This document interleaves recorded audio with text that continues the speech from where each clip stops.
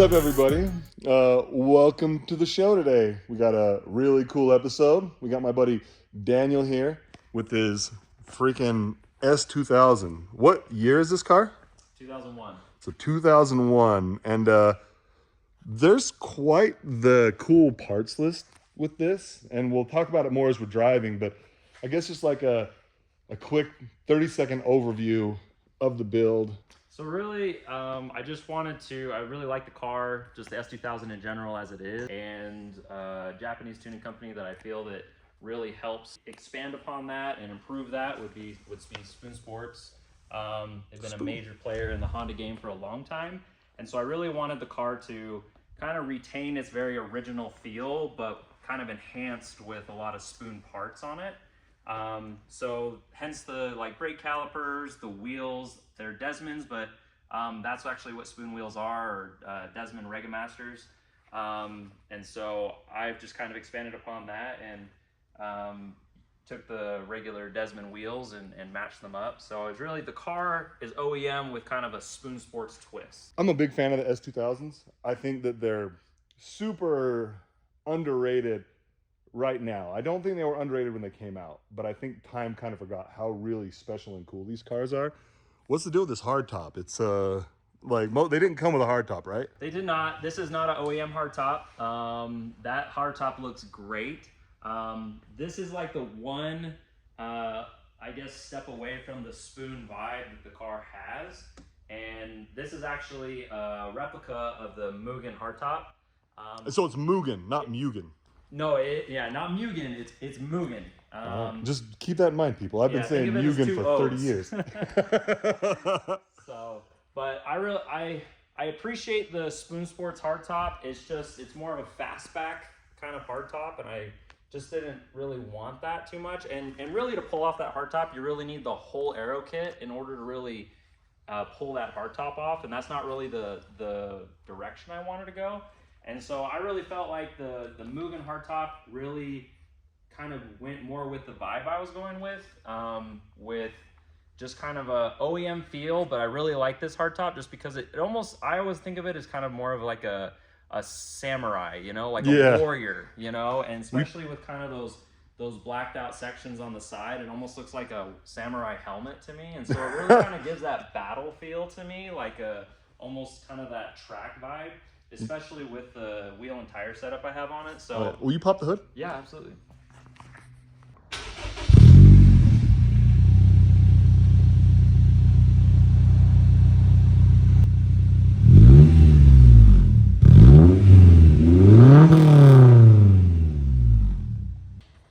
So this is a really, really clean engine bay. I love the titanium so much. I'm a big titanium guy. So under the hood, what all upgrades do you have here? So I would honestly say that a lot of it is aesthetic. I do have the titanium intake arm definitely is improving just kind of like the flow of the air into the engine.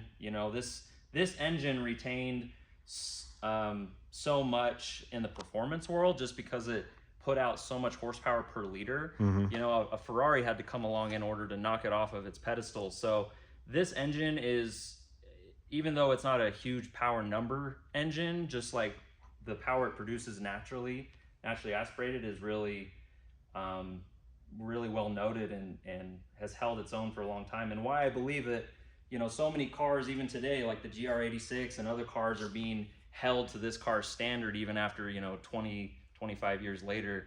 We got this car as kind of a standard. So as far as under the hood, a lot of it is, like I said, aesthetic.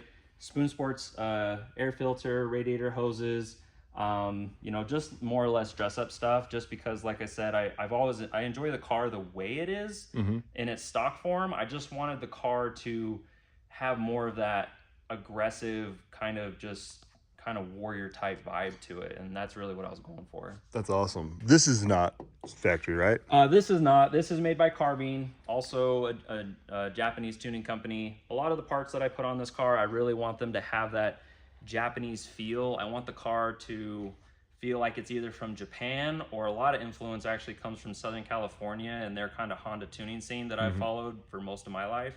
And so I really wanted the car to kind of have that that feel as you look kind of everywhere. I didn't want the car to be a letdown anywhere, like as you're looking it over, if that makes sense. Yeah, and correct me if I'm wrong, but this is technically a mid-engine car, right? It is, yeah, absolutely. So front mid-engine type car, just because they're able to get the whole engine assembly behind the front strut towers. So super cool. So the car does have 50-50 weight balance in factory form, which makes it really a great handling car. Yeah. Okay, so I've been in this car before. I sat in it, but I've never driven in it. How tall are you? Like 6'2", 6'3"? I'm 6'1". So this dude's 6'1", and he fits really well. And look at this, I'm sitting up straight, and I fit. So what suspension are you running? So these are BC Racing BR coilovers. I know that a lot of S2000 guys, love the Ohlins, and they even have like Fortunato. Those are all really great. This car, it's more for my enjoyment than anything. So I just wanted something that was really good quality. If something did go wrong, I could send it in and get rebuilt, which BC Racing is really good about. And so I went with the BC Racing, and then they're, at least cost wise, they're reasonable. They're kind of in a really good mid range,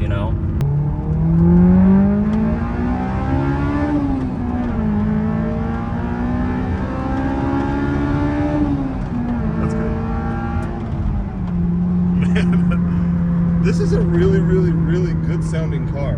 Oh yeah, it's really fun. I think that the exhaust kind of leads on that it has more power than it actually has. And so I've had Teslas, I've had other cars, Evos and stuff. They want to race, and I mean, I know the reality. We got all-wheel drive boosted cars and all-wheel drive electric cars gonna kick this car's butt. But I really believe this car is about.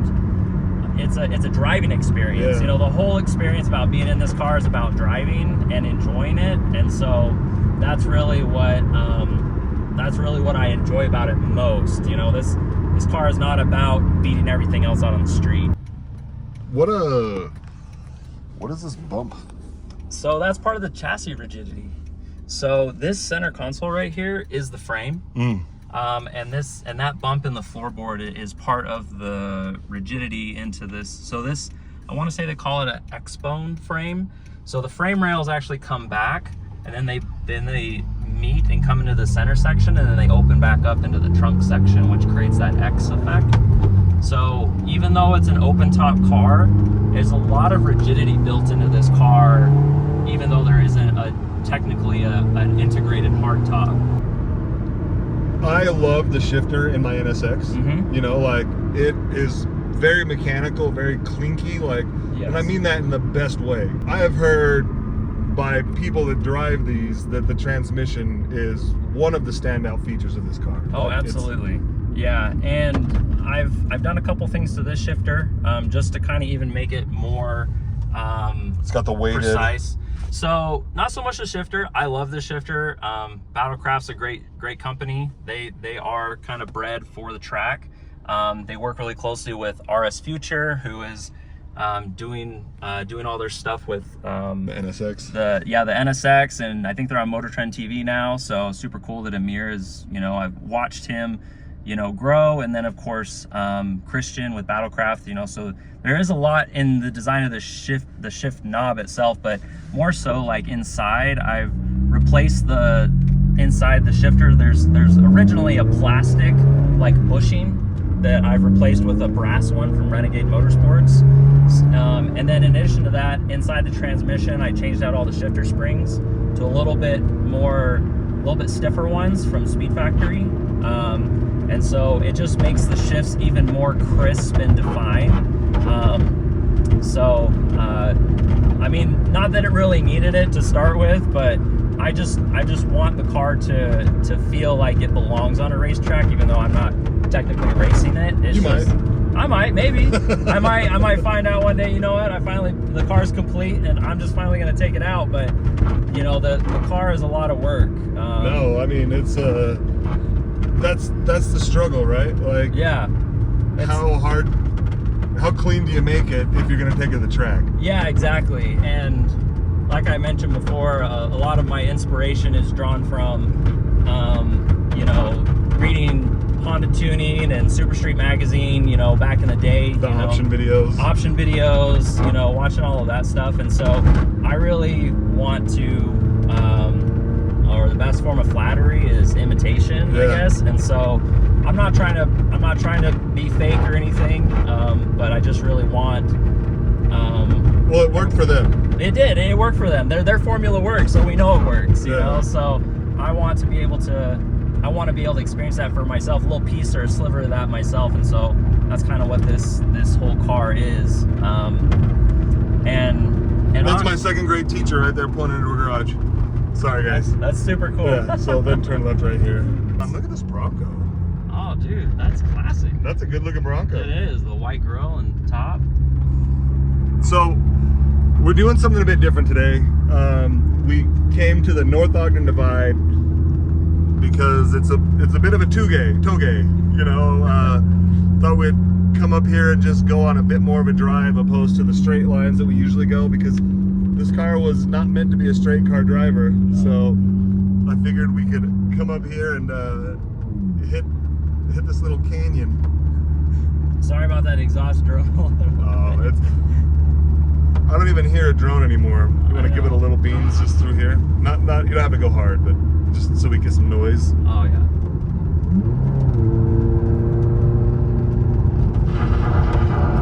Not that noise. I'm a big guy.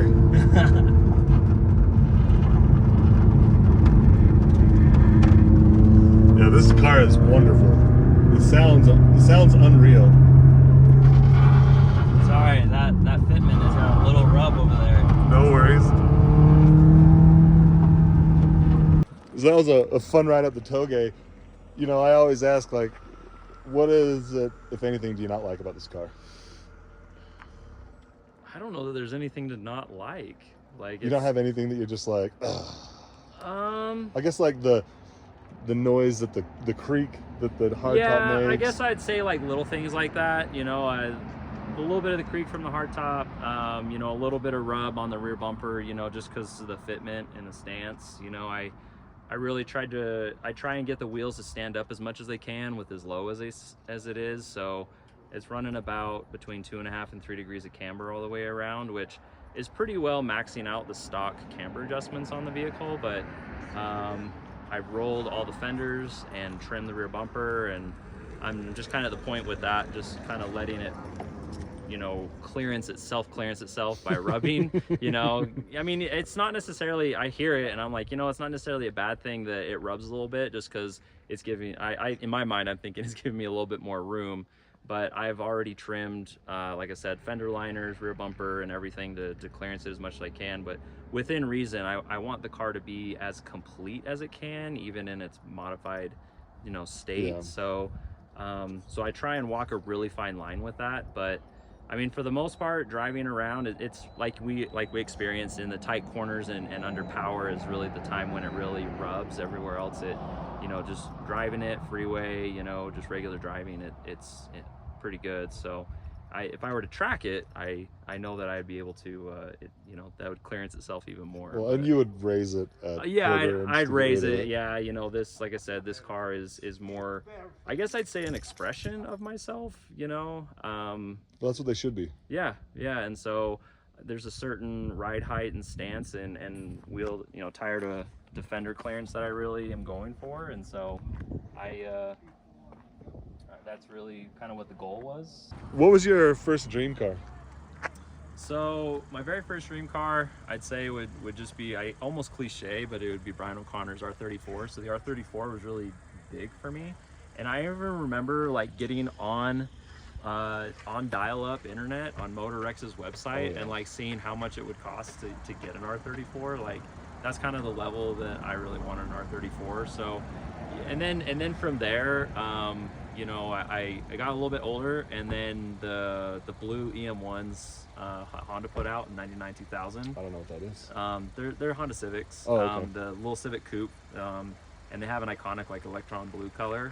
And I remember being in in 4th grade, and there was a guy that bought a brand new one, and he would always be on our commute. And so like almost every morning I'd see this blue EM1 drive by. And so it kind of switched from the R34 over to that car, and that actually ended up being pretty much my first car. Was I got a blue EM1 when I started driving, you know, when I was 16. So that's kind of how it kind of morphed from the R34 over to the Honda world, and then I've just been in the Honda world my whole life. But the R34 definitely holds kind of like that special like place in my heart, just because I just love that car. I like a lot of